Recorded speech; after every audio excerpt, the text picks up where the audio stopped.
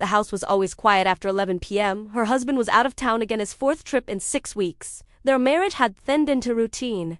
She cooked, he worked. Their conversations revolved around logistics, flights, bills, errands.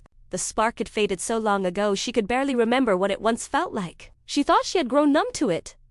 Josh had moved in temporarily while figuring out his next steps after school. He was polite, respectful, ambitious, and quiet, but no longer a boy. Every day he looked more like a man, one with questions in his eyes. He helped without being asked, listened with an attentiveness she had forgotten existed. At first it felt nice, then strange, then dangerous.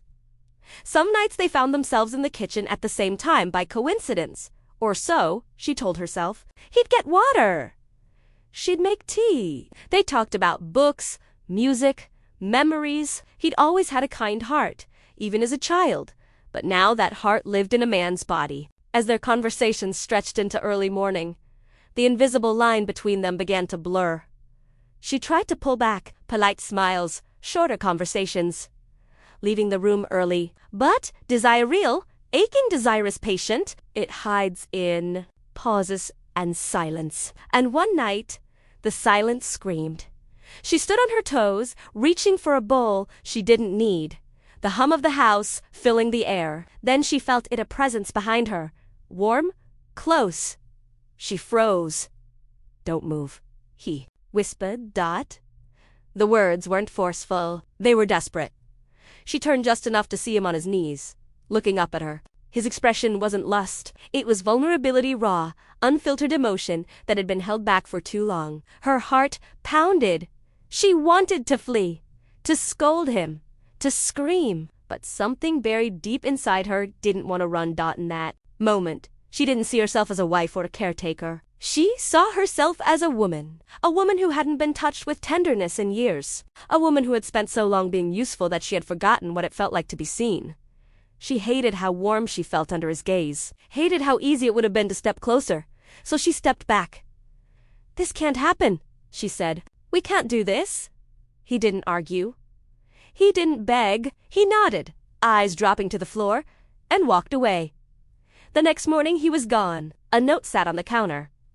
"Thank you for being kind to me. I'll be out by the weekend." She never told her husband that because she was hiding something, but because she knew he wouldn't understand, or worse, that he wouldn't care. That night wasn't about temptation. It was about a mere painful reflection of everything missing in her life. Years later, she still sometimes stands in that kitchen and remembers the way his voice cracked when he whispered, "Don't move." Not out of lust, but fear that the moment would disappear forever. Sometimes she wonders what would have happened if she hadn't stepped back. Sometimes she hates herself for wondering. But more often, she's grateful she did. Not because she was strong, but because she understood the difference between wanting something and needing it. Some stories never get told. Some emotions remain trapped between desire and duty, between fantasy and reality, between almost and never. Those are often the stories that haunt us the most. Loneliness does things to the human spirit that few people understand. It isn't just the absence of others, it's the absence of being seen. When someone hasn't felt recognized in years, even the smallest act of attention can open a door they thought was locked. This is how forbidden emotion enters a home. Not like a storm, but like a breeze.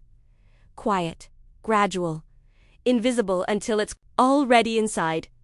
People like to believe boundaries are fixed walls, but they're more like fences in a storm. They only hold if they remaintained. When emotional needs go unacknowledged, even the strongest structures grow brittle. Hunger forms always sexual, but the hunger to matter, to feel alive. No one wakes up and decides to feel something inappropriate. These moments are built from hundreds of unnoticed ones. A glance, a laugh that lingers, a conversation that goes too deep. Emotional intimacy, when misdirected, can be more dangerous than anything physical. This isn't a story about justification. It's about fragility, about what happens when loneliness goes unnamed and self-awareness is neglected. Because what you repress doesn't disappear, it waits. Boundaries don't hold unless you understand why they exist. Labels alone won't protect you. Only honesty with yourself will. Danger is rarely loud. Most of the time, it whispers in the difference between destruction and integrity often comes down to a single decision, made in silence. You don't get credit for the battles. No one sees you fight. You just carry them. And in that restraint is a quiet kind of strength not rooted in perfection, but in choosing what is right, even when everything inside you aches for something else. We are all breakable. That is why we must know ourselves, because, in the end, it isn't just about crossing a line, it's about becoming the kind of person who chooses, again and again, not to